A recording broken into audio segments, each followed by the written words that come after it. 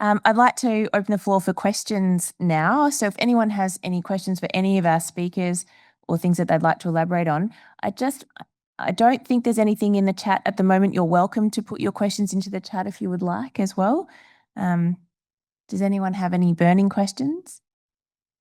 I had a question for Wolfie that I was just gonna, and this is one of those questions where you realize gives you a little insight into how little your colleagues know about your specialty when it seems like they're on board. But with the HBV data that you have from Duke, are you testing for Delta retrospectively in your donors, and have you run into any problems with Delta?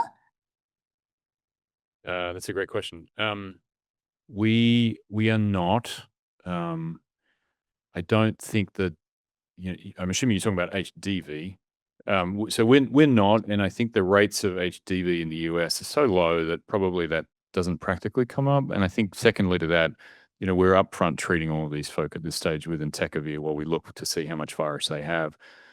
So I'm not sure that the risk is high, and I'll be totally frank, I don't know the performance characteristics of an HDV test in someone who's going through their terminal illness. So I would actually worry that I would get more false positives that would then alarm me, and I honestly wouldn't know what to do with that result. So we don't. I mean, that actually is a curious question here, where I wonder if your epi of HDV is different than ours, which really doesn't exist in the US to any great extent. Right, so those are all things that we've come across in our pursuit of these organs. I see another question. Just have two questions for Professor Wolf as well.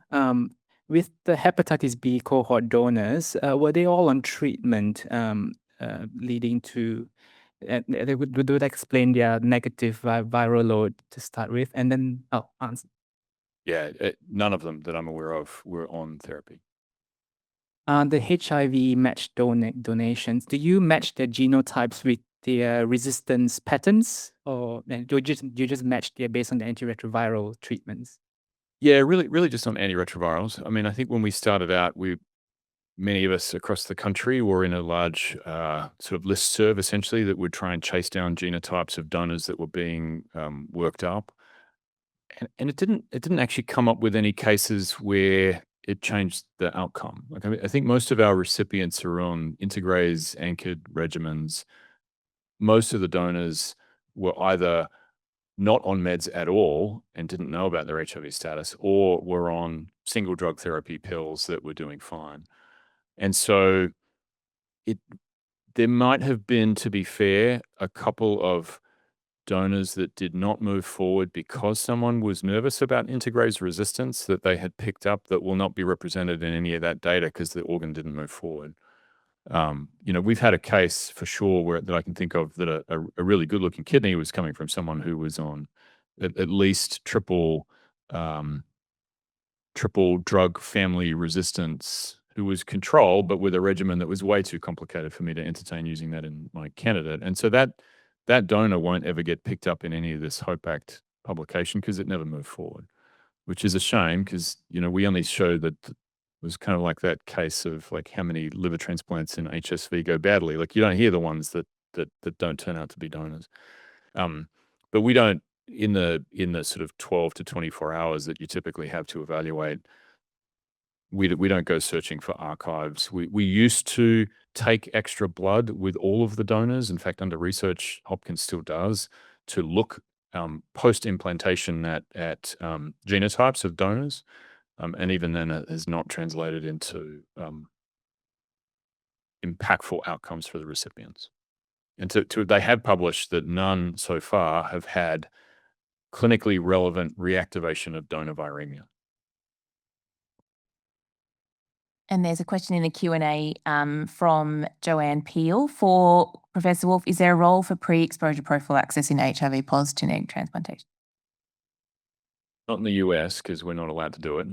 But yeah, that was done in the South African case, for example. So that story, for those that don't know, was an HIV positive mother who gave birth to an HIV, if I get the story right, negative daughter who had a biliary atresia, who had gone through the standard pathway to find a pediatric liver transplant, was not likely to find one in a time that was crucial.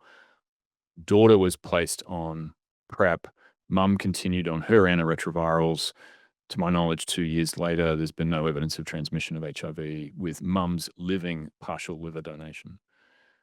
So I think the theory is great.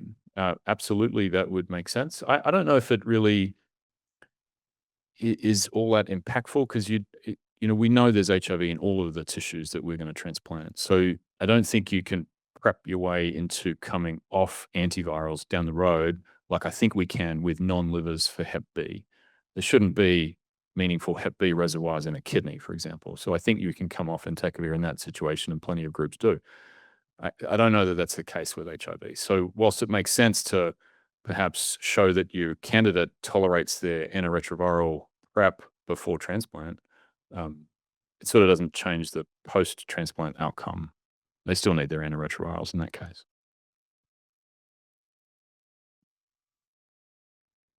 Thank you. Does anyone have, Dr. Vimuri?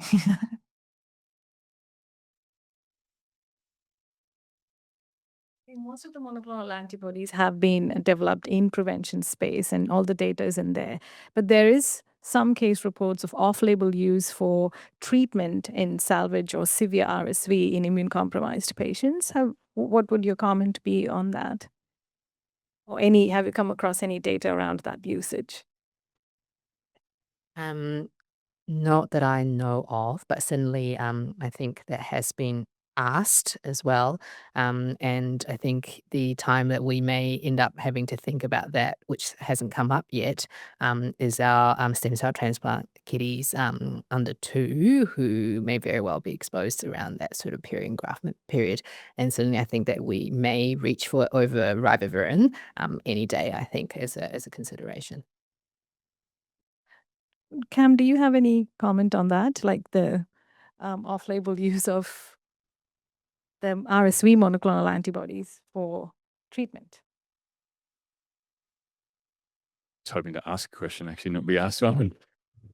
I No. I thought you wanted to answer. No, I have no experience of that, and I don't know that there's enough data in the adult world to guide us, really. I mean, we sometimes sort of, I think largely through lack of any other meaningful intervention, give a lot of IVIG in that situation. I think it's probably more efficacious than ribavirin.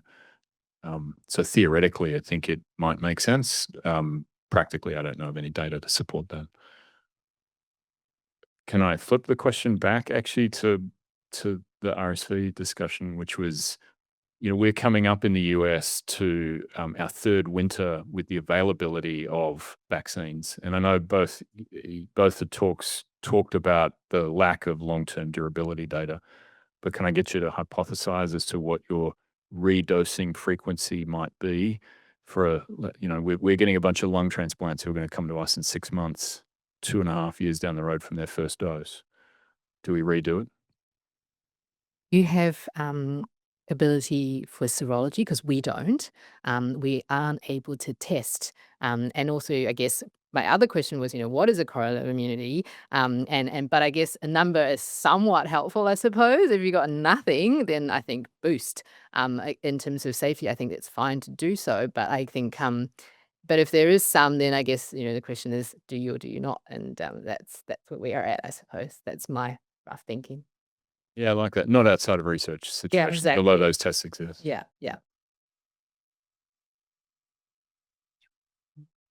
Oh, yeah, over here. Oh. Hey, thanks everyone. Are we on? Hello. Great presentations, everyone. I am not a clinician, so I've learnt a lot so far. I have a question for our last speaker around the vaccine non-responsiveness in some of these patient groups. There's a group in Adelaide that's doing a heap of work around the microbiome and vaccine responsiveness, looking at sort of exposure to antibiotics and looking at this in germ-free mice. They had a huge publication in Science last year, and Nature, I think, as well, showing that microbiome-directed therapies can improve vaccine responsiveness. Has there been any discussion around that in this space? Yeah, so we the trial that we did in kidney transplants, where we were looking at switching immune regimens, had 2 arms, or sort of 2 sides to it, and we worked with that group at SAMRI, and the other arm were patients who were randomized to receive a prebiotic inulin, so a fiber supplement that has or is reported to have positive effects on the microbiome and may improve vaccine immunogenicity.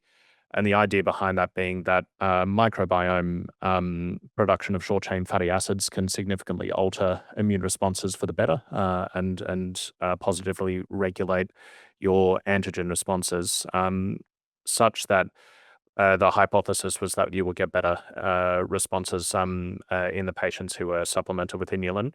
We did not see that either. It wasn't efficacious at improving vaccine responses, but we did see significant shifts and improvements in microbiome quality in the patients who were supplemented with inulin at the end of that trial.